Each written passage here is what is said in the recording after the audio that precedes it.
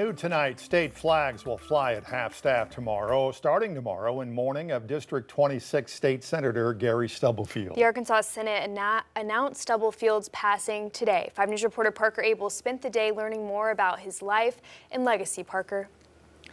Morgan Senator Stubblefield, who was 74, was born and raised in Charleston and spent a large portion of his life serving those in the community he grew up in. And State Senator Bart Hester says no one represented the state of Arkansas better than Senator Stubblefield.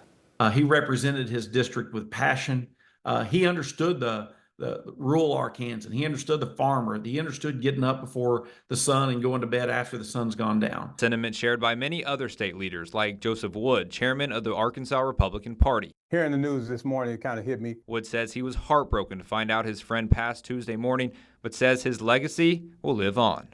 I think of a man of steel and velvet, and that's pretty large to have that kind of nomenclature put on you, to be a man of steel and velvet. He was tough, he fought, and he was strong when it came to things he believed in. Other politicians across the natural state released statements honoring the late senator, including Governor Sanders, saying, "I don't know if Gary earned his toughness playing Razorback football, raising dairy cows and branch, or participating in the contact sport that is Arkansas politics, but everyone knew him as a tough leader who would work hard to serve the River Valley and still, at the end of the day, have a smile on his face," as well as his former Razorback teammate and colleague, Senator John Bozeman, who says, "He was a fellow Razorback, valued community member, lifelong farmer, and passionate public servant who served the River Valley with devotion. I was blessed by his friendship going back to our college days and the way it strengthened our faith, families, and the callings we followed over so many years." But what Senator Hester wants everyone to know more than anything is how much Senator Stubblefield cared for his family, his community, and his faith. He dearly loved community. He loved representing the people.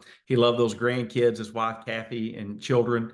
But most of all, he loved Jesus. He was a committed follower of Jesus. He'd given his life to him. So we know today we are celebrating with Gary as he's in heaven. Because Senator Stubblefield was an active senator, Governor Sanders says she will fulfill her constitutional obligation to declare a vacancy, followed by a call for a special election to fill his seat. Parker Abels, 5 News.